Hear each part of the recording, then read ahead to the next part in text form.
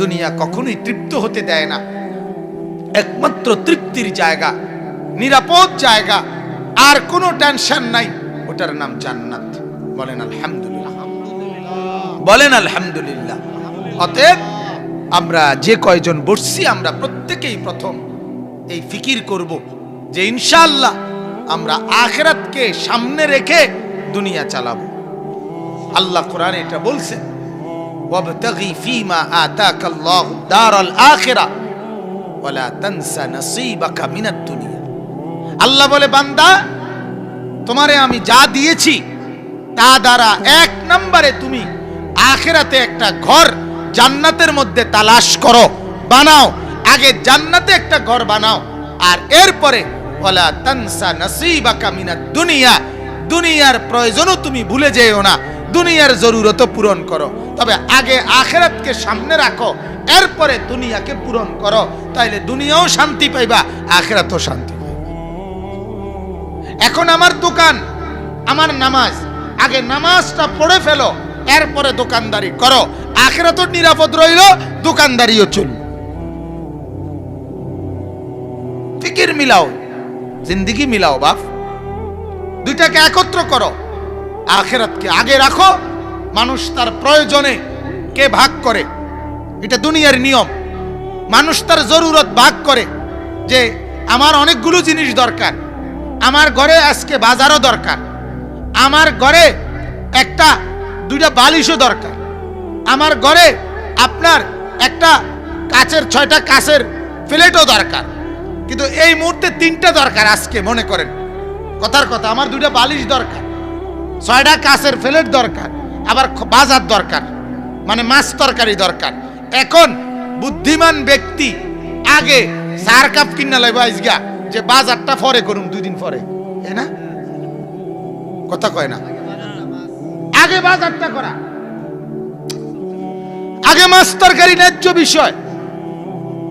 বালিশ দুটোটা দরকার হলে 3 দিন পরে বানাইলাম, ঠিক কি না বলেন? তাইলে মানুষ তার প্রয়োজনকে, জরুরতকে প্রাধান্য দেয়। সবই জরুরত, কিন্তু এর ভিতরে একটা কি করে, সিস্টেম করে, যে আগে কোনটা তারপরে কোনটা। তো আমার দুনিয়াও দরকার, আমার আখিরাতও দরকার, আমার কবরও দরকার। তা আপনি এটাকে মিলান, আমার আখিরাত আগে দরকার, আমার দুনিয়া এরপরে দরকার। অতএব আমার নামাজ আগে দরকার, এরপরে আমার ব্যবসা দরকার। নামাজও পড়ি, ব্যবসাও করি, বাজারও করি, সেজদাও দেই, তাইলে আল্লাহও খুশি হবে, দুনিয়াও চলবে, আখিরাতও চলবে। দুনিয়া আমাদেরকে এইভাবে লোভে পাইয়া পড়ছে। ওই যে আকাশ দেখি আমরা, মনে হয় যে ওই পাশে দেখা যায়, নিচে নাইমা গেছে, কিন্তু কাছে গেলে এটা আবার দূরে চলে যায়। দুনিয়া এমন, যেদিন আপনি মনে করবেন সব গুছাইছেন, সেদিন আপনার বিবি বলবে নুন নাই, পেঁয়াজ নাই, ঠিক না কথাটা? আলু নাই, একটার একটা সমস্যা থাকে, আলু নাই, কাঁচামরিচ নাই, ধনিয়া পাতা নাই। মানে দুনিয়া কখনোই আপনাকে তৃপ্ত হইতে দেয় না, স্বস্তি হইতে দেয় না, যে আর আজকে একটা সপ্তাহ আর কোনো খরচা, চাহিদা, জরুরত নাই। কারণ এই যে ঘুম দিছি শনিবারে, উঠছি আর বৃহস্পতিবারে, ঠিক নি কথাটা? এমন সম্ভব? কথা বলেন, সম্ভব? সম্ভব। আল্লাহ নবী সাল্লাল্লাহু আলাইহি সাল্লাম বলেন যে তোমরা অভাবে পড়বা না, বরং দুনিয়ার লোভে পড়বা, দুনিয়ার লোভে পড়ে যাবে। আজ আমাদের দুনিয়া আখিরাতের জন্য সময় দিচ্ছে না। আমার মনে আছে ছোটবেলায়, আমরাও তো ছোটবেলা বলতে আমার বয়স 41, তাইলে আমার ছোটবেলা তাহলে 10 বছর, তো 30 বছর আগে, 30 বছর আগে আমরা ছোটবেলায়, বা 25 বছর আগে, 10-12 বছর বয়স যখন, তখন দেখছি যে সকাল 10টা 10:30টার ভিতরে নানার বাড়িতে দেখতাম পানি ভাত খাইতো, পান্তা ভাত খাইতো। আমি যে টিনের ছোট বালতিতে ক্ষেতের মধ্যে যে কাজ করে বদলা, ওরার লেগে বালতি ধইরা পানি ভাত ভর্তা, ডাল, রাত্রের ফুরান তরকারি এগুলো দিত, এগুলো নিয়ে যাইতাম। আমিও কত তাগর লগে বইয়া খাইছি, আমার মনে আছে। তারা আমারে বসাইতো লগে, এরকম সাদা টিনের এক ধরনের উঁচা ফেলেটা ছিল, এর মধ্যে ভাত কতটি লইতো, খাইয়া তু খাইলে খুব খাইতো মাশাআল্লাহ। কিন্তু কই এই সাদা সিধে জিন্দিগি, সামান্য খেয়ে আল্লাহ পাকের শুকর করে কাজকর্ম করা দিবানিশি, এগুলো আর এখন নাই। সারাদিন চাহিদার চাহিদা, চাহিদার চাহিদা, একটার পর একটা, একবার নাস্তা খায়, একবার চা খায়, একবার বিস্কিট খায়, একবার আপেল খায়, একবার ভাত খায়, একবার পরোটা খায়, সারাক্ষণ খানার। আর যদি কিচ্ছু না থাকে তো পান খায়, বিড়ি খায়, মানে সারাক্ষণ একটা না একটা চলতেই আছে ধারাবাহিক। তাহলে আসলে দুনিয়া আমরা বাড়াইয়া ফেলছি, যার কারণে দুনিয়ার পেরেশানি বাড়াইয়া ফেলছি। আমরা এক একটা বিবাহ শাদীর অনুষ্ঠানকে নিজেরাই বিভিন্ন রসম এটার মধ্যে ঢুকাইতে ঢুকাইতে এখন এটার অনেক বড় করে ফেলছি, অনেক খরচও বাড়াইয়া ফেলছি। ফলে এখন এটা অনেক ব্যয়বহুল হয়ে গেছে। এক একটা বাড়িঘরের অনুষ্ঠান, মেহমানদারি, এটারে আমরা অনেক ব্যয়বহুল বানাই ফেলছি। সামান্য একজন মানুষের মেহমানদারি, এইটা একজন মানুষের দুপুরের খানার ব্যবস্থা করতে গিয়ে ঘরওয়ালাদের ঘাম বাইয়া বাইয়া পড়তেছে। 12 আইটেম, 14 আইটেম, এই ব্যয়বহুল বানায় ফেলছি আমরা। অর্থাৎ দুনিয়া আমাদেরকে একেবারে চতুর্মুখী চাপ দিয়া ধরছে, যার কারণে আখিরাতের জন্য আর সময় নেই, কবরের জন্য আর সময় নাই, ফুরসত নাই, ফুরসত নেই। সবাই ব্যস্ত, সবার জিজ্ঞাসা করবেন যে সময় নেই, সবার সময় নেই। আপনার লাশ খাটের মধ্যে শোয়া রাখবে, সেদিনও পৃথিবীর সব ব্যস্ততা থেকেই যাবে, আপনি আর থাকতেন। সেদিনও সিএনজি চলবে, সেদিনও অটো চলবে, সেদিনও দোকানপাট খুলবে, সেদিনও মানুষের ভাত রান্না হবে, সেদিনও তরকারি রান্না হবে, সেদিনের ব্যস্ততাও থাকবে পৃথিবীর, তা আপনি আর থাকতেন। আপনি অবসর হইবেন, ঠিক, আপনি অবসর হবেন, আমি অবসর হব কবরে লম্বা সময়ের জন্য। সেই অবসর আমার আর কাজে দিবে না, সেই অবসর আর আমার কাজে দিবে না, ওই অবসর আর আমার কোনো উপকারে আসবে না। সময় মিলবে ঠিকই। এখন যারা কবরে, নূহ আলাইহিস সালামের জামানায় যারা কবরে গেছে, ভাবেন তো তারা আজকে কত বছর হাসরের অপেক্ষায় আছে। আপনি ভাবেন কি ভাই, আদম আলাইহিস সালামের জামানায় যারা মারা গেছে, তারা আজকে কত হাজার বছর কবরে পড়ে আছে, কত বছর। এখনো তো ইসরাফিল নাকি মাঝে দিয়ে একবার কিয়ামত হইছে, কথা কন না, মাঝে দিয়ে হইছে, মাঝে দিয়ে ইসরাফিল ফু দিছে একবার, তাইলে কত হাজার বছর তারা কবরে পড়ে আছে, অপেক্ষায় আছে। ওমিন ওয়ারাইহিম বারযাখুন ইলা ইয়াউমি ইউবআসুন। আল্লাহ বলে, বান্দা এই কবরেই পড়ে থাকো, ইসরাফিলের পুনরায় ফু, যেদিন পুনরায় কবর থেকে উঠাবার জন্য, ইউবআসুন, বাস ওয়াল বাসি বাদাল মাউত। আমরা ঈমান বলি না, ঈমানের আমানতু বিল্লাহর মধ্যে ওইটা যেদিন হবে, পুনরায় কবর থেকে তোলা হবে হাসরের মাঠের জন্য, ওই পর্যন্ত কবরে পড়ে থাকো। তাহলে এক একটা মানুষ লম্বা সময় কবরে পড়ে থাকবে, অবসর তো আছে, কিন্তু কাজ করার তো সুযোগ নেই। কবরবাসী এখন অপশন না, কথা বলেন না, কিন্তু কোন আমল করার সুযোগ আছে? তাসবিহ পড়ার সুযোগ আছে? আল্লাহকে ডাকার সুযোগ আছে? অবসর তো মিলবে। হাদিসের মধ্যে আছে, মা বাইনান নাফখাতাইন আরবাউন। নবীজি বলছে, ইসরাফিল প্রথম ফু দিলে সব কিছু ধ্বংস হয়ে জমিনের তলদেশে, জমিনের নিচে দাফন হবে। দ্বিতীয়বার যখন ফু দিবে, আবার সবকিছু জমিনের তলদেশ থেকে হাসরের ময়দানে উঠবে। এই দুই ফুর মাঝে প্রথম ফু দিলে শেষ হবে, দ্বিতীয় ফু দিলে পুনরায় হাসরের মাঠের কিয়ামতের মাঠের জন্য উঠবে। এই দুই ফুর মাঝে ব্যবধান হবে 40। কত? 40। কত? এখানে হাদিসের ব্যাখ্যায় আছে, ওই সাহাবী রাবি বর্ণনাকারী সাহাবী বলেন, আমি জানি না সেই 40টা বলতে নবী কি বুঝাইতে চাইছেন। লা আদ্রি, আমি বুঝতেছি না সেটা কি 40 দিন হতে পারে, সেটা 40 মাস হইতে পারে, সেটা 40 বছর হইতে পারে, সেটা 40,000 বছরও হইতে পারে। 40,000 বছরও হইতে পারে। তার মানে সর্বশেষ যে লোকটা মারা যাবে ইসরাফিলের ফু দিলে, ওই লোকটাও হাসরের মাঠে উঠার জন্য হতে পারে 40,000 বছর কবরে পড়ে থাকতে হবে। তাইলে আমরা কত বছর, আমরা কত বছর পড়ে থাকতেছি?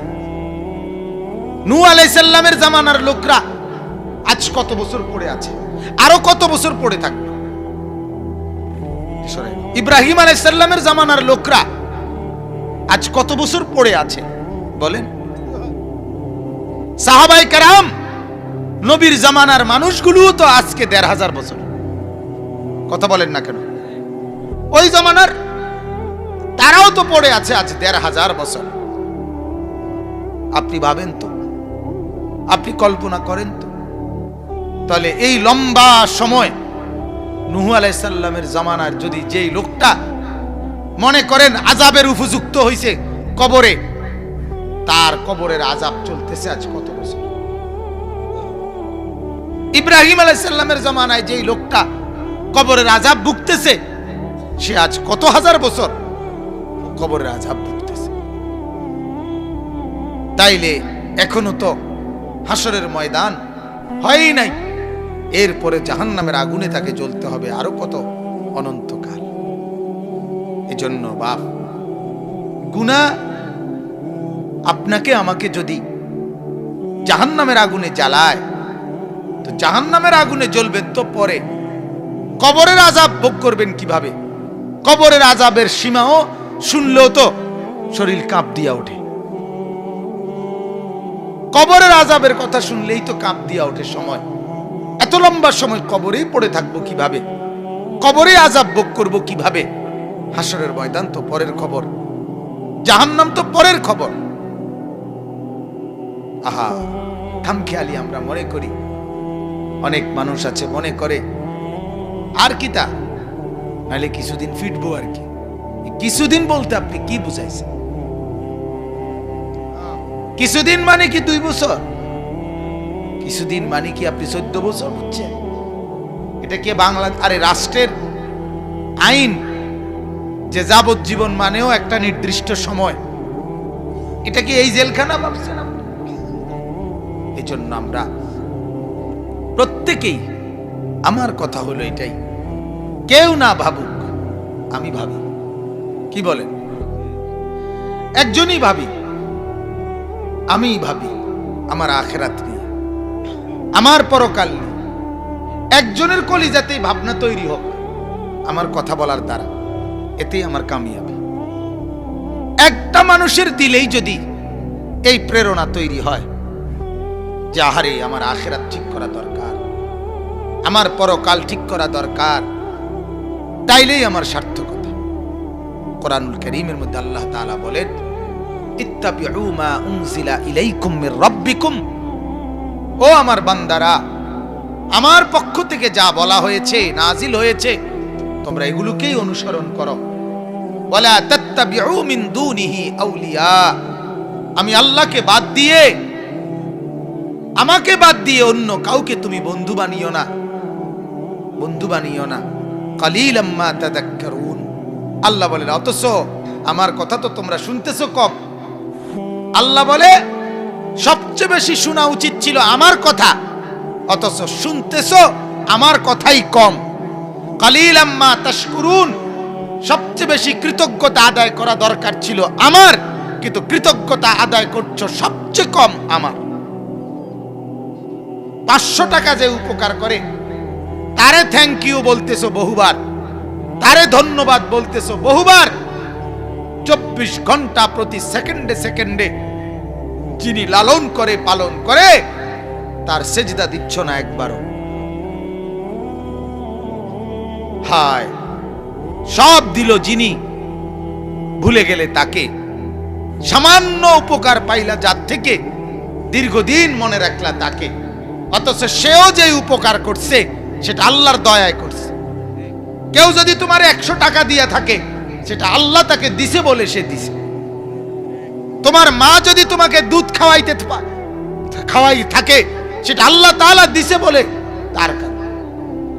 তোমার মা যদি তোমাকে লালন পালন করে থাকে তো আল্লাহ তাআলা ওই মাকে হায়াত দিছে বলে সে মা লালন পালন করছে।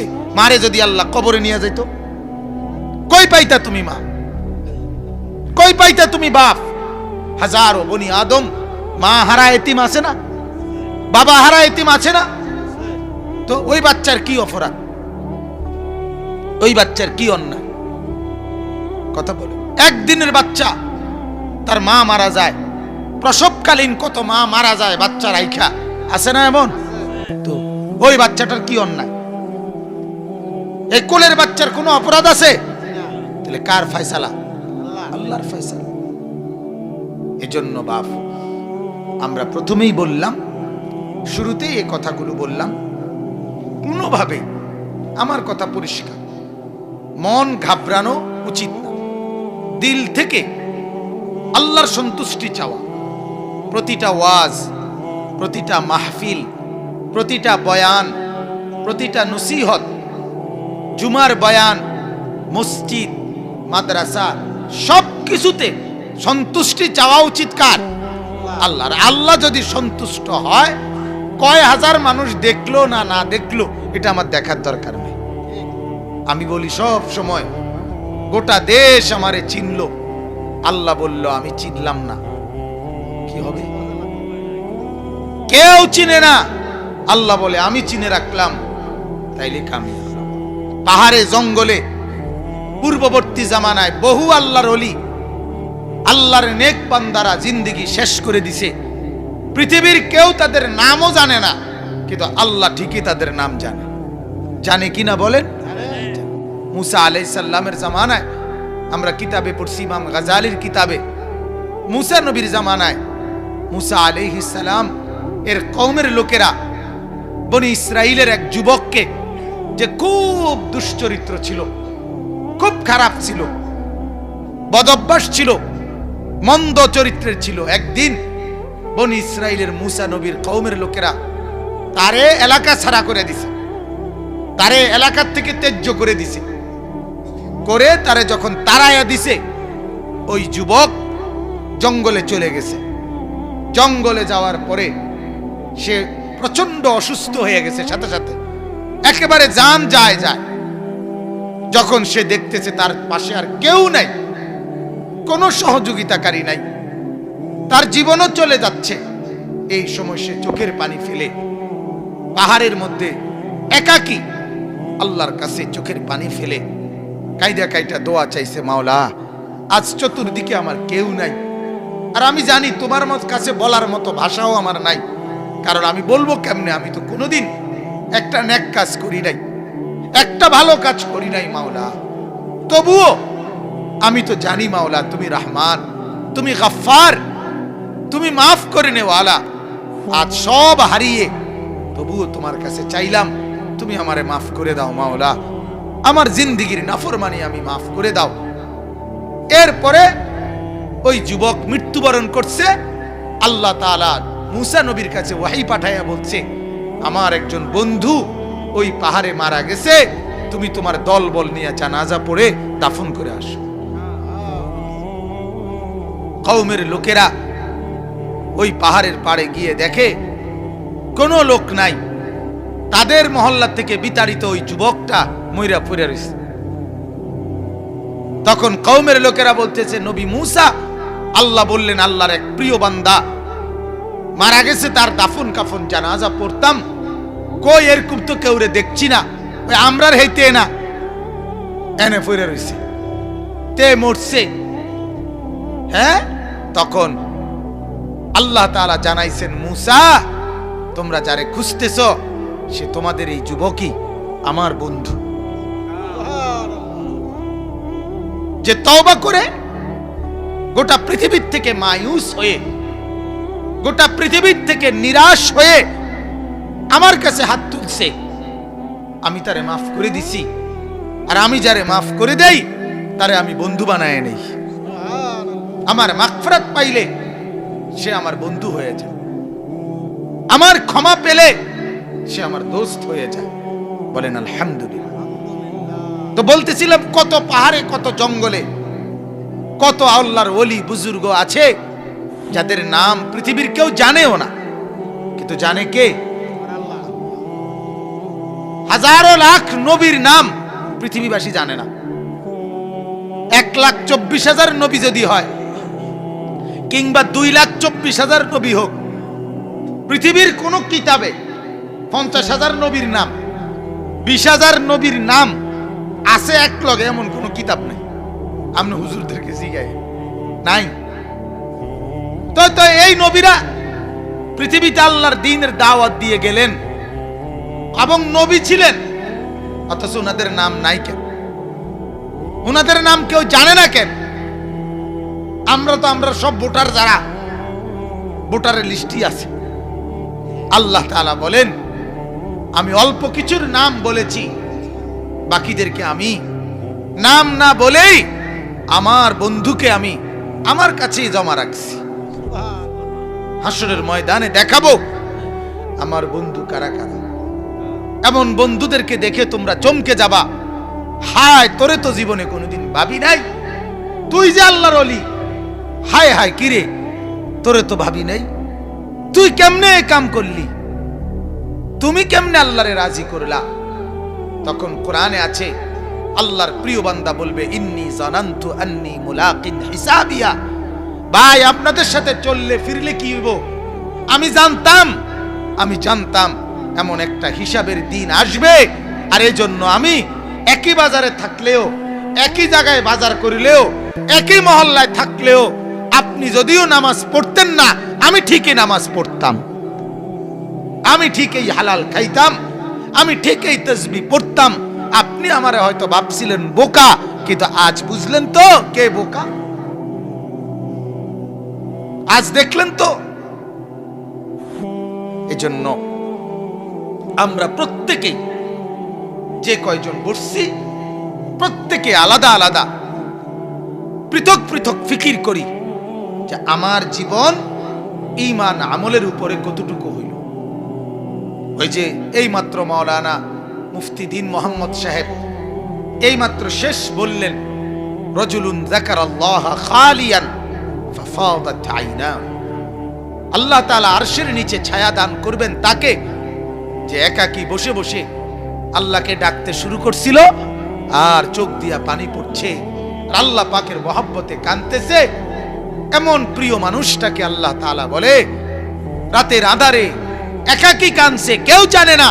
হাসরের ময়দানে দেখবা তোমরার গ্রামের ওই লোকটা আমি আল্লাহর আরশের নিচে দাঁড়ায়, আরশের নিচে দাঁড়িয়ে আছে, তুমি টের পাইতা না, কারণ সে তো কাউকে জানায় নাই, সে তো একাকী আমাকে ডাকছে, একাকী আমাকে ডাকছে। অতএব এটা ভাবা উচিত, এটা চিন্তা করা উচিত, আলাদা আলাদা ভাবা উচিত। আমি কি করছি, আমি কি করছি।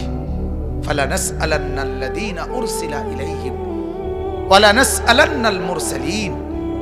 আল্লাহ তাআলা বলেন, তোমাদের প্রত্যেককে, নবী এবং রাসূলদের যত বাণী আমি পৃথিবীতে তোমাদের কাছে জানাইছিলাম, এই সবগুলোর ব্যাপারে আমি আল্লাহ তোমাদেরকে জিজ্ঞেস করব। 5 ওয়াক্ত নামাজ, এই কথাটা কি শোনো নাই? তখন বান্দা বলবে, হ্যাঁ শুনেছি মাওলা। আল্লাহ বলবে, তো পড়লা না কেন? বলো। যাকাত যে দিতে হয়, এটা শোনো নাই? বান্দা বলবে, হ্যাঁ শুনেছি। কেন মানলা না? কেন হজ করলা না? কেন রোজা রাখলা না? কেন দান করলা না? কেন সাদাকা দিলা না? কেন হারাম থেকে বাঁচলা না? সুদ যে হারাম শোনো নাই? কেন বাদ দিলা না? মিথ্যা যে হারাম জানো নাই? কেন বাদ দিলা না? কেন? এভাবে আল্লাহ তাআলা বলবেন, প্রত্যেকটা জিজ্ঞেস করবে। ফালা নাসআলান্নাল্লাযীনা উরসিলা ইলাইহিম, যাদের কাছে আমি রাসূল পাঠাইছি তাদেরকে আমি জিজ্ঞেস করব। ওয়ালা নাসআলান্নাল মুরসালিন, আবার নবীদেরকেও জিজ্ঞেস করব, রাসূলদেরকেও জিজ্ঞেস করব, আপনারা বলেন আপনারা বলছেন কিনা। তো নবীরা বলবেন হ্যাঁ আল্লাহ বলছি। আল্লাহ বলবেন এবার তোমরা জবাব দাও, কেন সাড়া দিলা না? কেন সাড়া দিলা না? আমরা তখন কি বলবো বলে? ইসলামের কোন বিধানটা বাকি আছে? মোটা দাগের মোটা মৌলিক যে বিধিবিধান, ইসলামের যে মৌলিক বিধিবিধান, মৌলিক হালাল হারাম, জায়েজ না জায়েজ, উচিত অনুচিত, করণীয় বর্জনীয়, মৌলিক যেগুলো, এগুলো বাদ পড়ছে জানেন না এমন কোনটা? সবই তো আলহামদুলিল্লাহ আমরা জানি।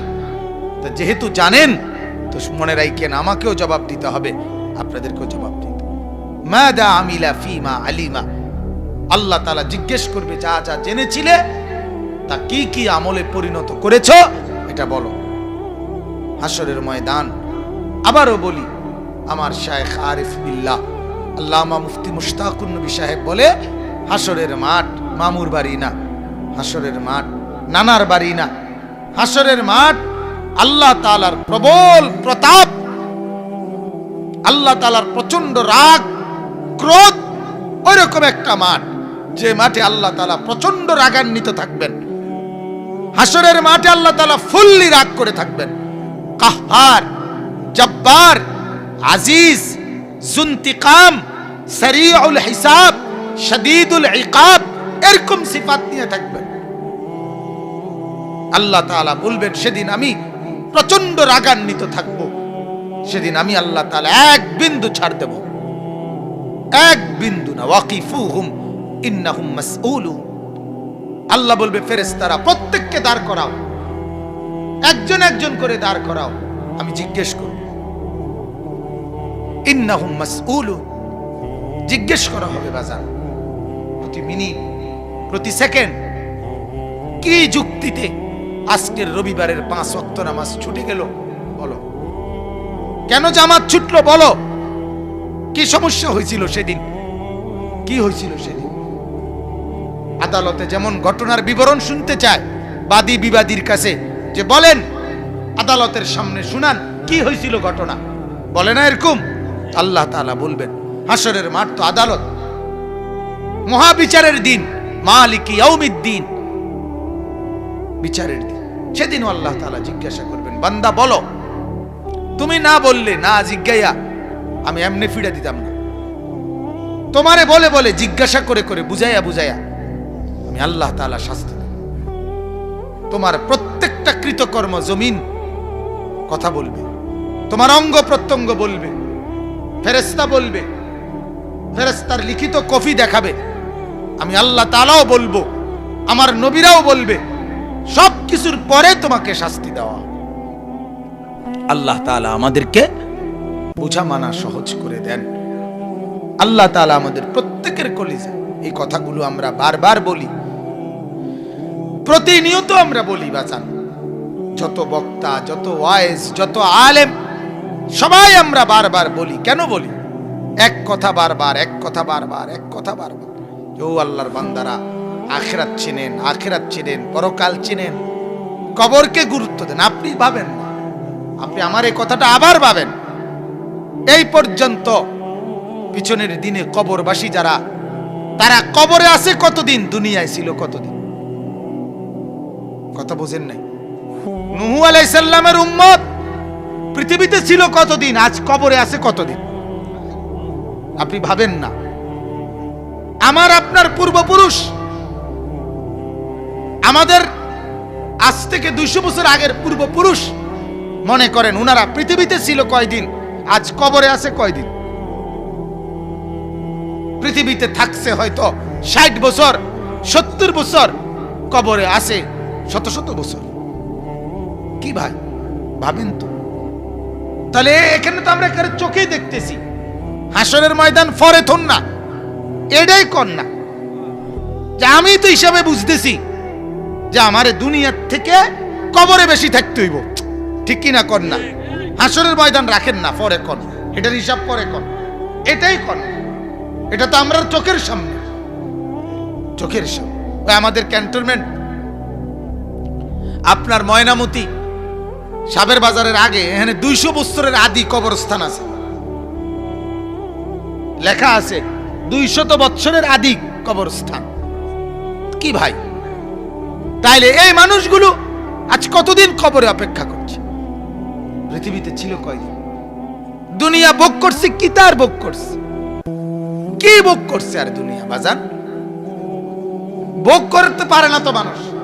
তারা আয় রোজগার করে এ খরচা মিলাইতে মিলাইতে আবার এটি গুছাইতে গুছাইতে নতুন চাহিদা তৈরি শেষ হয়ে যায়, আবার তৈরি হয়, আবার তৈরি হয়, আবার তৈরি হয়, আবার তৈরি হয়। গত ঈদ যাইতে না যাইতে পরের ঈদ আইয়ালায়, গত কোরবানি যাইতে না যাইতে নতুন কোরবানি আইসা পরে, গত বছরের টিয়া অনুসুদ করে কুলাইতে পারলাম না, এবছর কোরবানি আবার, গত বছরের ঈদ শেষ করতে পারলাম না, এবছর আবার। এমন না জিন্দিগি? গত মাসের ঋণ শোধ করতে করতে এই মাসে আরো 12,000, এই মাসে আরো 10,000, এই না জিন্দিগি মানুষের? তো দুনিয়া চাহিদা পূরণ হয় কিভাবে? আমরা ভাবি একটু, আমি ভাবি, কল্পনা করেন। আমার মনে আছে এই কথা স্পষ্ট। আমার আব্বারে দেখতাম, আমার আব্বা প্রাইমারি স্কুলের মাস্টার ছিলেন, মসজিদে ইমামতি করতেন, অল্প বেতন ছিল তখন। তো প্রাইমারি স্কুলের বেতনও কম ছিল, মসজিদের বেতন ছিল আব্বার শুধু 2800 টাকা, 3000ও না, 2800। এই অল্প কয়টা টাকা দিয়া 5 ভাই 3 বোন আমরার ফ্যামিলিতে ছিল। 5 ভাই 3 বোনের ফ্যামিলি চালাইতো আব্বা, মা সহ। আমরা তাইলে আমরা ভাই বোন 8 জন, মা বাবা ওনারা 2 জন, 10 জন মানুষ ছিলাম। আব্বা এই অল্প কদ্দুর টাকা দিয়া, তা আমার মনে আছে আব্বা প্রত্যেক মাসে কইতো, আমি যতদিন আমার বুঝে দেখছি, আব্বা আইসাই ঘরে কইতো, আরে এই মাসটা আমারে কি পাইলো বুঝলাম না, এই মাস টাকা শেষ হয় না, এই মাসটায় কি অভাব, মানে ইয়াই শেষ হয় না, খরচাই শেষ হয় না তোমার। আমার মারে কইতো, কই তুমি ডেইলি আমার দুনিয়ার খরচার কথা কও। আহা, প্রত্যেক মাসে এটা করতো, প্রতিটা মাসে এটা বলতো। তার মানে কি? অভাব জানুয়ারিতে যেমন ফেব্রুয়ারিতেও কি? দুনিয়া এমন, দুনিয়া নিশ্চিন্ত হতে দেয় না। নাহলে এই কোটি কোটি শিল্পপতিরা তারা তাদের এই লোভ থামায় না কা? এই গার্মেন্টসের মালিক, মেইলের মালিক, ফ্যাক্টরির মালিক, আপনি একটা দিন যান না কেউ, আপনারা কেউ তারার সমস্যা শুনলে, তারার টেনশন শুনলে আমনে কইরাইয়া কাইনবেন, কইরাইয়া কবে না রে ভাই, আমনে দরকার হলে আমি বহন খাইতাম না, আমনে আমার বহনের টেহারা নেন। বাপরে বাপ, আমনের যে বিপদ, আমনের বিপদ, কথা বুঝছেন না? এরার বিপদ এত বেশি বিপদ। এরা 100 কোটি টাকার ঋণী, এরা 100 কোটি টাকার ঋণী, এরা 500 কোটি টাকার ঋণী হয়। তাই এদের পেরেশানি কি পরিমাণ আপনি ভাবেন, এদের টেনশন কি পরিমাণ। এজন্য আমরা বারবার বুঝাইলাম, আপনাদেরকেও বুঝালাম, দুনিয়া এক রাবারের মতো, যেটা শুধু টানলে বড়ই হয়, কখনোই ছেড়ে দিলে আবার আবার টান দিলে আবার লম্বা, অর্থাৎ এটা কখনোই স্থির হয় না। 3টি কাজ ইমানদার যেন না করে, এটা আল্লাহ তাআলা নিষেধ করছে। নিষেধ করে বলছে, এই 3টি কাজ আমি আল্লাহ নিষেধ করার পরেও যে ছাড়লো না, ত্যাগ করলো না, বিরত হইল না, সে জালেম। সে কি? জালেম। আল্লাহ তাআলা বলেন, ইয়া আইয়ুহাল্লাযীনা আমানু, এই শব্দটা, হে ঈমানদারগণ, হে মুমিনগণ, এটা আল্লাহর ডাক। কার ডাক? আল্লাহর আহ্বান, আল্লাহ তাআলার আহ্বান। এটা কোরআনুল কারীমের মধ্যে মোট 89 বার, 8, 9, 89 বার কোরআনে এই শব্দটা আছে। ইয়া আইয়ুহাল্লাযীনা আমানু। বলেন তো কি বলছি? আমানু। এই শব্দটি যখন কোনো বান্দা আপনারা আমরা শুনবো, তখন এটা প্রথম বুঝতে হবে যে এই শব্দ বলার দ্বারা এ কথা বোঝানো হয়েছে যে আল্লাহ আমাদেরকে সবচেয়ে বেশি, খুব বেশি ভালোবাসে। এটা আল্লাহ তাআলার আমাদের প্রতি আল্লাহর সবচেয়ে মহব্বতের ডাক, ভালোবাসার প্রকাশ। ইয়া আইয়ুহাল্লাযীনা আমানু। আল্লাহ আমাদেরকে ভালোবাসে কিনা এটার প্রমাণ এই শব্দটা। কোনটা? ইয়া আইয়ুহাল্লাযীনা আমানু।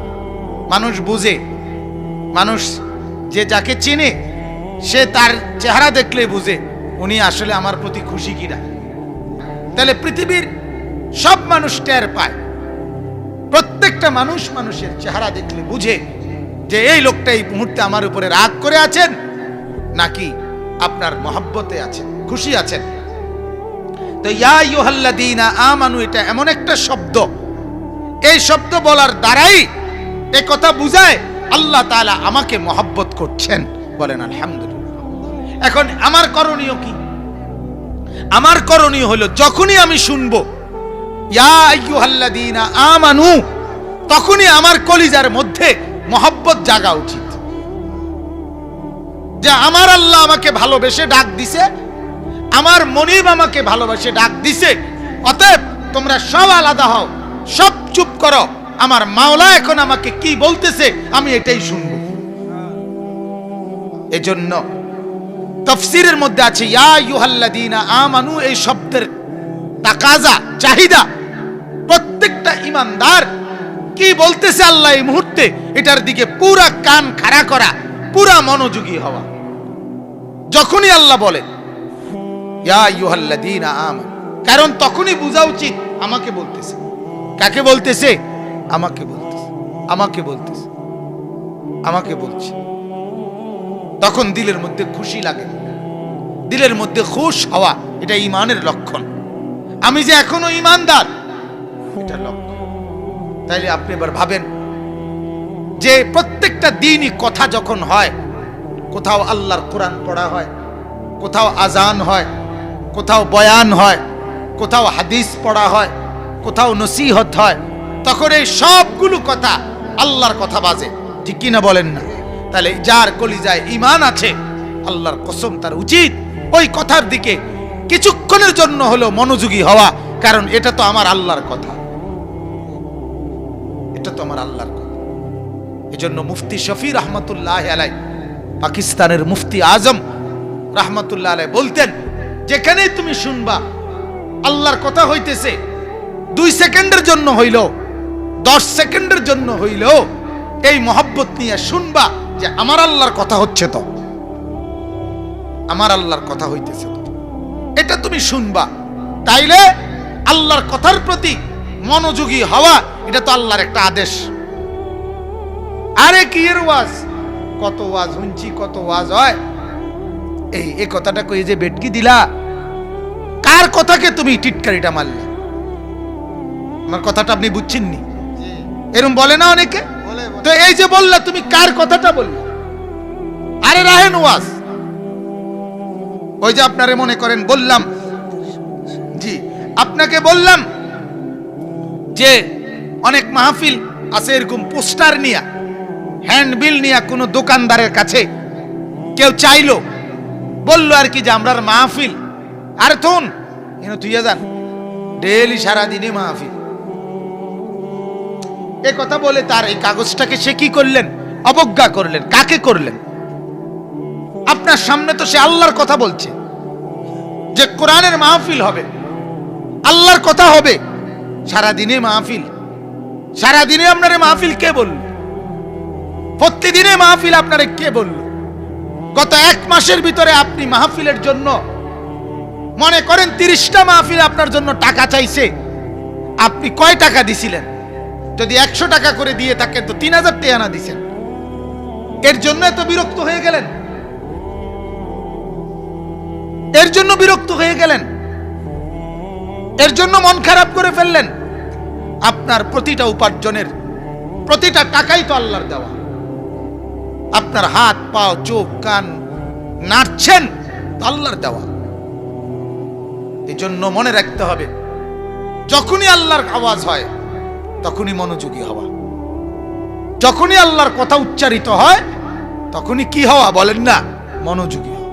এটা ঈমানের দাবি, এটা মহব্বতের দাবি। আমি অনেক সময় বলি, এটা দেখবেন কোন কর্মচারী, কোন কোম্পানির কর্মচারী ছুটিতে আসছে, 3 দিনের ছুটি। আজকে সে তার বউ বাচ্চা নিয়ে, মনে করেন আলগা গাড়ি নিয়ে কোথাও বেড়াইতে যাইতেছে রাস্তা দিয়া। এই সময় রাস্তার এই পাশ থেকে তার কোম্পানির গাড়ি, তাগো কোম্পানির গাড়ি মনে করেন এদিক দিয়ে যাইতেছে। এই কর্মচারী তখন কি করে, সাথে সাথে বিবি বাচ্চাকে বলে, দেখো দেখো দেখো দেখো, এই যে আমাকে কোম্পানির গাড়ি, এটা ঠিক কিনা বলে কিনা বলে। তার কলজার ভিতরে তখন একটা আলগা কি হয়, ভাব তৈরি হয়, এই দেখো দেখো এটা আমাকে কোম্পানির গাড়ি, এই কোম্পানিতে আমি চাকরি করি, বলে কিনা বলেন। তাইলে তাইলে আমাকে কোম্পানির ড্রাইভার, আমাকে কোম্পানির সেলসম্যান, আমাকে কোম্পানির বয়, আমাকে কোম্পানির কর্মচারী, আমাকে কোম্পানির দারোয়ান আরে পর্যন্ত মূল্যায়ন করে। আর আমি ইমানদার, এটা তো আমার মাওলার কথা বলতে আসছে, এই আলেমে দ্বীন, আমি তার কথা কদর করব না কেন? তাহলে যার কলিজায় ঈমান আছে সে আল্লাহর কথাকেও কদর করে, আল্লাহর কথা বলতে আসছে যিনি তাকেও কদর করে। এজন্য আলেমে দ্বীনকে কদর করা ঈমানের দাবি। কিসের দাবি বলেন না? একজন ইমাম, একজন মুয়াজ্জিন, একজন আলেম, একজন হাফেজ, তাকে সম্মান করা এটা ঈমানের দাবি। কি কারণে সে আলেম? আল্লাহর কথা শিখছে দেখে। কি কারণে হাফেজ? আল্লাহর কোরআন শিখছে দেখে। কি কারণে মুয়াজ্জিন? আল্লাহর নাম ধরে আল্লাহর বান্দাদেরকে ডাকে বইলা। কি কারণে ইমাম? আল্লাহ পাকের আদেশ, নামাজ, আল্লাহর বন্দিগি আমাদেরকে করায় বলে। তাহলে প্রত্যেকটা এই নামগুলোর সাথে আল্লাহর সাথে নিসবত আছে না? কথা বলেন না কেন? তাইলে যেটার সাথে আল্লাহর সম্পর্ক ওটাকে সম্মান করা উচিত না? কোম্পানির কর্মচারীকেও সম্মান করে, কোম্পানির দারোয়ানকেও সম্মান করে, কোম্পানির গাড়িকেও তো সম্মান করে, এটাকেও তো কদর করে। এজন্য আল্লাহ তাআলা যখন বললেন ইয়া আইয়ুহাল্লাযীনা আমানু, হে ঈমানদারগণ, হে মুমিনগণ, সাথে সাথে যার দিলে ঈমান আছে তার উচিত তার কলিজাটা একটা নাড়া দিয়ে ওঠা, তার কানটা খাড়া করা, সব দিক থেকে যে চুপ হয়ে আল্লাহর কথা শোনা। আমার মনে আছে, আমার আব্বারে দেখতাম যখন মোবাইলে কল আসতো, আমার আব্বারে যদি বলতাম আব্বা আপনার লগে কথা কইব, মোবাইল দিয়া কেউ, আমার কোনো ভাই বা অন্য কেউ, আমার আব্বা সহজ সরল মানুষ ছিলেন, আলেমে দ্বীন ছিলেন, আল্লাহওয়ালা মানুষ ছিলেন। তো মোবাইলে তো ওই পাশ থেকে কথাটা মোবাইলের কারণে আস্তে শোনা যায়, মানে কানে তো বুঝাই যায় পরিষ্কার, কিন্তু কানে লাগাইয়া কথা শুনলে শিক্ষার দিয়ে তো শোনা যায় না, কথাটা বুঝছেন না? ওই পাশের কথাটা তো স্বাভাবিক হালকা না। তা আমার আব্বা মনে করতো যে কথা মনে আস্তে আস্তে শোনা যায়। এই জন্য আমার আব্বারে দেখতাম সাইডে মাইডে আমরা কেউ দাঁড়াইলে, বা আমরা ছোট ভাই বোন বা আব্বার নাতি নাতনি সব সরাই দিত, সর সর সবাই সর, মানে হেবড়ন মোবাইলে কথা কই। বাপরে, একটা বিরাট ব্যাপার। আব্বারে আমি বহুদিন বলছি, আব্বা আপনি কেউ রে সরানোর দরকার নাই, এটা আপনারটা আপনি কথা কইলে সারে, কে বুঝায় কার কথা, এটা বুঝে না। হ্যাঁ, তাইলে এটা তার ভিতরে একটা আলাদা কাজ করে ভাব। তাহলে আমার আল্লাহর কথা, আজান, কোরআন, আল্লাহর ডাক, এটা শুনবার সাথে সাথে দিলের মধ্যে একটা কম্পন তৈরি হওয়া, এটা ঈমানের পরিচয়। কলিজার মধ্যে একটা নাড়া আসা। ফাইদা সামিউ মা উনজিলা ইলার রাসূল তারা আ'য়ুনাহুম তাফীদু মিনাদ দাম'i। আল্লাহ কোরআনে বলে, ও নবী, আপনার সাহাবীদের হালাত এরকম, যখনই তারা আপনার জবানে আমি আল্লাহর পক্ষ থেকে নাজিলকৃত কোরআন যখনই শুনে, আপনার সাহাবীদের চোখ থেকে তখন অঝরে পানি ঝরতে থাকে। এটা কোরআনের শান, সাহাবায়ে কেরামের শান। এটা কোরআনে আছে, নবীজি হযরত আব্দুল্লাহ ইবনে মাসউদ বলে, একদিন আমি সূরা নিসার শুরু থেকে তেলাওয়াত করতে করতে নবীজিকে শুনাইতেছিলাম, কোরআন পড়ে তেলাওয়াত করে 41টা আয়াত পড়ার পরে নবীজি আমাকে থামায় দিছে। থামায় দিয়া বলছে, হাসবুকা আল আন, আব্দুল্লাহ এখন থামো। হযরত আব্দুল্লাহ ইবনে মাসউদ বলেন রাদিয়াল্লাহু তাআলা আনহু, ফালতাফাত্তু ইলাইহি, আমি নবীজির চেহারার দিকে তাকালাম, তাকিয়ে দেখলাম ফাইদা আইনাহু তাযরিফান, নবীজির দুই চোখ আর চেহারা থেকে, দুই চোখ থেকে অঝরে পানি ঝরতেছে। আল্লাহর নবী কোরআন শুনতেছেন আর কাঁদতেছেন। হয় কি আমাদের এমন? বছরের পর বছর মসজিদে মাগরিবের নামাজে, এশার নামাজে, ফজরের নামাজে আমরা আল্লাহর কোরআন শুনি, কই কোনোদিন কি চোখে কান্না আসছে? কোনোদিন কলিজার মধ্যে এই ভাবনাটা তো আসে না, এই কথাটাও তো মাথা তাইয়ে না, কদ্দুর কলজা তাইয়ে না, যে ইমাম সাহেবের পড়াটা যদি হয় এরম, আমি দে পড়ি সূরা কেরাত আরেক রকম, আমারটি যে আরেক রকম, কিরে বেটা হুজুরেরটার মতো আমার হয় না কা? এটা ঠিক করার জন্য কারো কলিজাতে তো আসে না। হেবড়ার এই ভুল লইয়াই, অশুদ্ধ লইয়াই বছরের পর বছর পার করতেছে, অথচ সে শুনতেছে মসজিদের ইমাম সাহেবের পড়া। ইমাম সাহেবের পড়া শুদ্ধ, নিজের পড়া তো বুঝাই যায় আমারটা অশুদ্ধ, কিন্তু এটা মানতে রাজি না, এটা ঠিক করতে রাজি না, এই গাঁটতারামি কইরা এমনি পার হয়ে যায়। অথচ পড়ালাই 1-1.5 মিনিটে 2 মিনিটে ঘটনাটা কি, আমি এটা কি নামাজ পড়ি, এটা তো ইমাম সাহেবের ওই নামাজ দেখে আন্দাজ করা উচিত। আল্লাহ রাসূল এটা বলছেন, কি বলছেন? ইন্নামা জুইলাল ইমামু লিউতাম্মা বিহি, নবীজি বলছে তোমাদের ইমাম কেন বানানো হলো? ইমাম বানানোই হইছে তোমরা তাকে অনুসরণ করবা, তার থেকে শিখবা, তার নামাজ, তার রুকু, তার সেজদা, তার কোরআন তিলাওয়াত, তার আত্তাহিয়াতুর জন্য অপেক্ষা করা, এটার থেকে তুমি শিখবা, তুমি অনুসরণ করবা, এটা উচিত। তাহলে ইয়া আইয়ুহাল্লাযীনা আমানু, এই কথা বলার দ্বারা আমাদের কাছে আল্লাহ পাকের পক্ষ থেকে চাওয়া হলো, তোমাদের যাদের ঈমান আছে তোমরা প্রত্যেকেই এটা শুনেই আমি আল্লাহ কি বলতে চাচ্ছি এ কথার দিকে সাথে সাথে মনোযোগী হওয়া। 2 নাম্বার কথা হলো, আরেকটা জরুরি বিষয় মনে রাখবেন, কোরআনুল কারীমের যেখানেই ইয়া আইয়ুহাল্লাযীনা আমানু আছে 89 জায়গায়, প্রত্যেকটার পরেই হয় আল্লাহ তাআলা কোনো আমর নয়তো কোনো নাহি, হয় আল্লাহ তাআলা কোনো একটা কিছু করতে বলছে অথবা আল্লাহ তাআলা কোনো একটা জিনিস ছাড়তে বলছে। এটাই হিসাব 89টার মধ্যে, এই সিস্টেম, কোনো আমর কিংবা কোনো কি। ইয়া আইয়ুহাল্লাযীনা আমানুত্তাকুল্লাহ, এই যে আমর, ইত্তাকুল্লাহ, হে ঈমানদারগণ আল্লাহকে ভয় করো, এই আদেশ। আদেশ কি না বলেন না? এটা আদেশ না, করো, আল্লাহকে ভয় করো, আদেশ এটা। আবার আল্লাহ তাআলা বলেন, ইয়া আইয়ুহাল্লাযীনা আমানু লা তুলহিকুম আমওয়ালুকুম ওয়ালা আওলাদুকুম আন যিকরিল্লাহ, হে ঈমানদারগণ তোমাদের সম্পদ এবং সন্তানাদি তোমাদেরকে যেন আমি আল্লাহর জিকির ভুলায়া না দেয়, অর্থাৎ আমাকে ভুলো না, এই যে না, নিষেধ, একটা কি নিষেধ, এটাই সিস্টেম, হয়তো কোনো আদেশ নয়তো কোনো কি।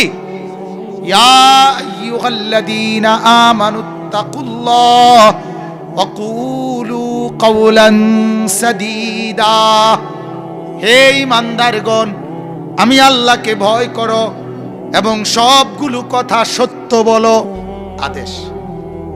কি বলেন না? আদেশ, আল্লাহ তাআলা আদেশ। আবার আল্লাহ তাআলা আরেকখানে আরেক জায়গায় ইয়া আইয়ুহাল্লাযীনা আমানু দুখুলু ফিস সিলমি কাফা, হে ঈমানদারগণ, ইসলামের মধ্যে পুরাপুরি প্রবেশ করো। কি আদেশ? এগুলো কি বলেন না? আদেশ। আবার আল্লাহ তাআলা বহু জায়গায় নিষেধ করছেন, নিষেধ করছেন, আদেশও করছেন, নিষেধও করছেন। এইখানে আল্লাহ তাআলা নিষেধ করছেন। এখানে আল্লাহ তাআলা হে ঈমানদারগণ বলে তিনটা জিনিস নিষেধ করছেন। কয়টা জিনিস নিষেধ করছেন? এক নাম্বার, লা ইয়াসখার কওমুম মিন কওম। আল্লাহ তাআলা বলেন, অল্প কথায় বলছি, এক নম্বরে নিষেধ করেছেন আল্লাহ, একজন অপরজনকে কোনোভাবেই তুচ্ছ তাচ্ছিল্য, বিদ্রুপ, ঠাট্টা, মস্কারি করবা না। আল্লাহ বলেন বিষয়টা এতটা গুরুত্বপূর্ণ, এজন্য আমি পুরুষদেরকে আলাদা বলতেছি, মহিলাদেরকে আলাদা বলতেছি।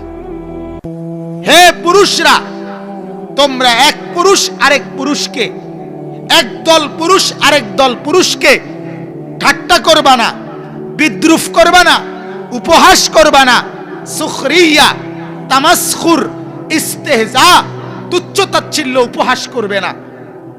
আবার বলছে ওয়ালা নিসাউম মিন নিসাইন, তোমরা একজন মহিলা আরেকজন মহিলাকে, একদল মহিলা আরেক দল মহিলাকে ঠাট্টা করবা না, উপহাস করবা না, তুচ্ছ তাচ্ছিল্য করবা না, অবজ্ঞা করবা না। কেন? আল্লাহ বলেন আসা আন ইয়াকুনু খায়রাম মিনহু। আবার বলছে আসা আন ইয়াকুননা খায়রাম মিনহুন্না, হতে পারে তুমি পুরুষ, ওই পুরুষটাকে যে অবজ্ঞা করলা, তোমার চাইতে সে আমি আল্লাহর কাছে উত্তম। হতে পারে তুমি মহিলা, যেই মহিলাটাকে অবজ্ঞা করলা, হতে পারে আমি আল্লাহর কাছে ওই মহিলা উত্তম যারে তুমি উপহাস করছো। কথা বুঝছেন কিনা? তাহলে এক নাম্বার হলো কাউকে ঠাট্টা করা, কাউকে উপহাস করা, কাউকে অবজ্ঞা করা, এটা হারাম। পুরুষ পুরুষকে করা হারাম, পুরুষ নারী নারীকে করা হারাম, পুরুষ মহিলাকে করা হারাম, মহিলা পুরুষকে করা হারাম। এটাকে আরবিতে সুখরিয়া বলে, তামাসখুর বলে, ইস্তেহজা বলে। এটা হারাম, এটা নিষেধ। এটার সহজ উদাহরণ হইল তাফসীরে লিখছে, কোন মানুষের সামনে অথবা কোন ব্যক্তিকে এমন ভাবে কথা বলা, তার সামনে তাকে এমন কিছু নামে ডাকা, তাকে এমন কোন অঙ্গভঙ্গি করা, তাকে এমন কোন ইশারা ইঙ্গিত করা, যেটা বললে, যেটা করলে অন্যরা হাসবে, সবাই হাসি দিয়ে উঠবে, এইটাকেই ঠাট্টা বলে। এটাকেই কি বলে? এটা হারাম, এটা হারাম। একজন লোক ল্যাংড়া, অন্ধ, বিকলাঙ্গ, পঙ্গু, বোবা, কানে শুনে না, মুখে বাঁকা, হ্যাঁ, এরকম যেই কোন রকমের ত্রুটি, এই ত্রুটির কারণে তাকে ঠাট্টা করা। ল্যাংড়ার ঘরে ল্যাংড়া, কানার ঘরে কানা, এরকম বলে না মানুষ? কথা বলেন, আমরা এরকম বলি কিনা? অহরহ, অহরহ। তাইলে মুখ দিয়ে যে কথা বললে মানুষ হাসবে, তুচ্ছ বুঝাবে, তাকে হারাম। হাত পাও দিয়ে বুঝানো, হ্যাঁ, তাকে এরকম বলা, এরকম কায়দ করে বলা, শরীর কোনো ঘুরাইয়া, এটাও হারাম। ইঙ্গিত দিয়া, আপনার ঠোঁট দিয়ে, মুখ দিয়ে, চোখ দিয়ে, কোন রকমের ইশারা ইঙ্গিতেও কাউকে ঠাট্টা করা, এটা হারাম।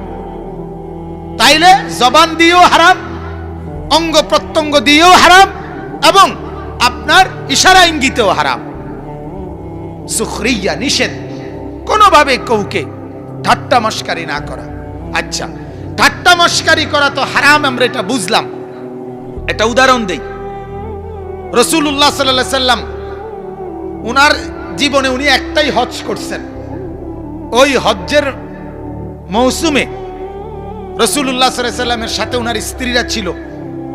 তো ওইখানে নবীজি উনার স্ত্রী জয়নব উনাকে বলছেন যে কোন একটা কথায় তুমি সাফিয়া, নবীজির একজন স্ত্রী, তার সাথে যাও, তার লগে যাও।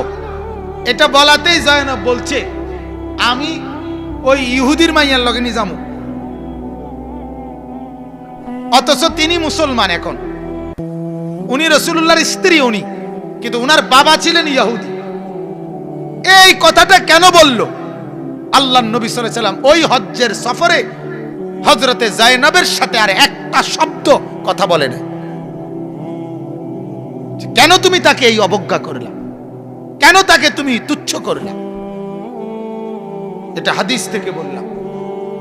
আমরা অহরহ আমাদের মধ্যে এই অপরকে ঠাট্টা মস্কারি করা, তুচ্ছ করা, এই মানসিকতা আছে।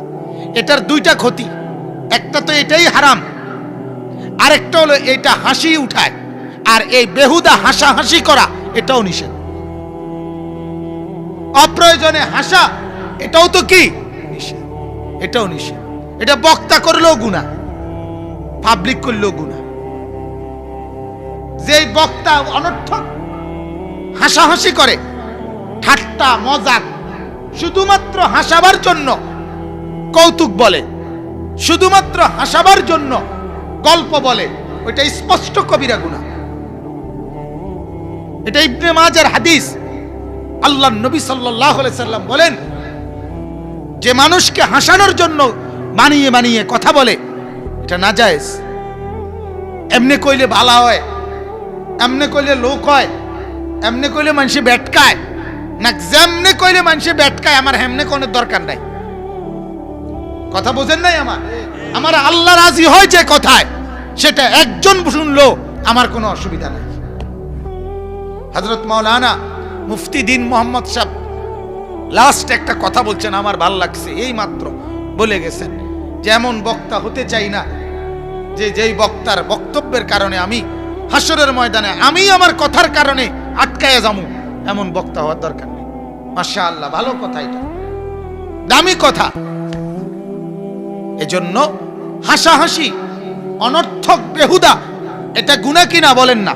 আল্লাহর নবী সাল্লাল্লাহু আলাইহি সাল্লাম বলেন, লা তুকসিরিদ দিহিক, বেশি হাসবা না, বেশি হাসলে কলব মরে যায়, কলিজা মরে যায়।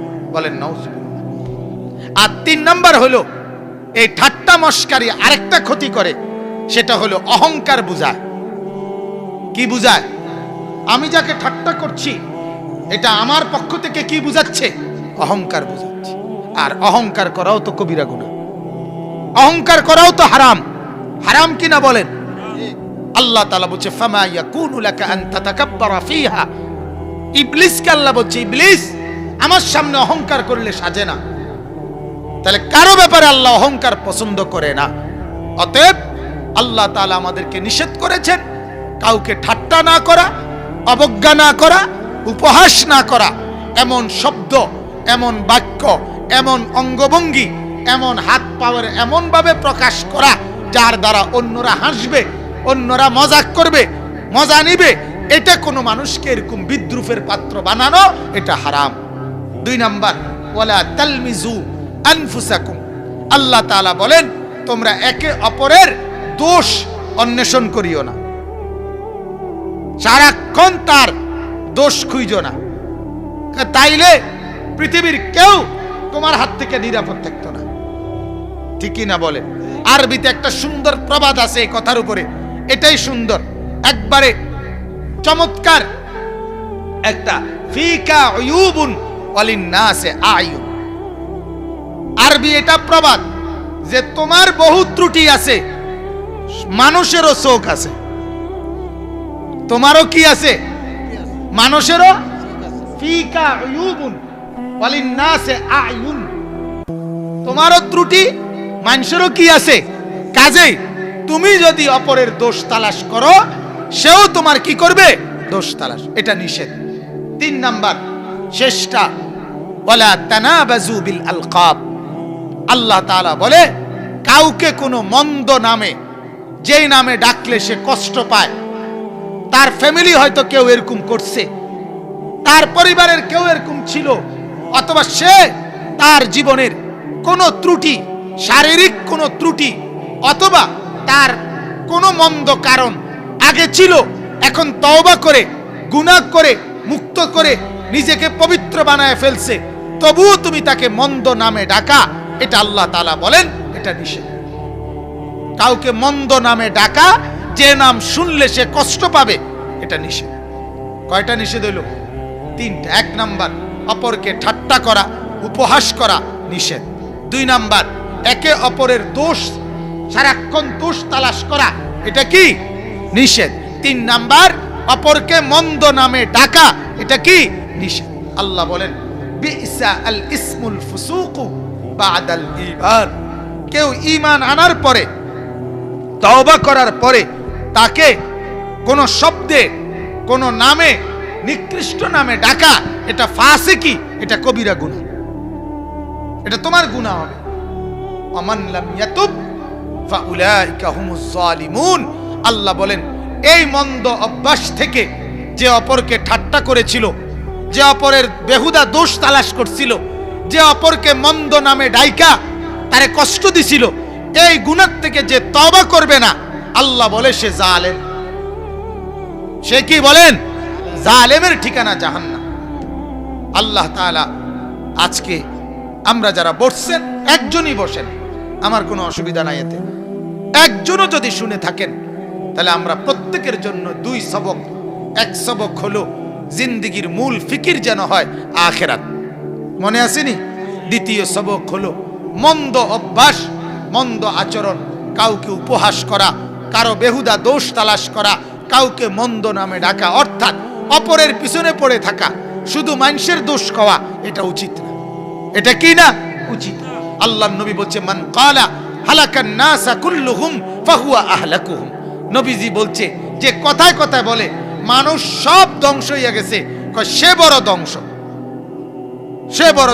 চা দোকানে বইয়া শুধু পুরা গ্রামের দোষ খাওয়া, সবার দোষ, তুই বেটা বড় দোষী, তুই বড় দোষী বেটা। আল্লাহ তাআলা আমাদেরকে এমন মন্দ অভ্যাস থেকে হেফাজত করেন, আমিন। আজকের মাহফিল আল্লাহ তাআলা কবুল করেন, আমিন। সুবহানাল্লাহি ওয়া বিহামদিহি, সুবহানাকাল্লাহ।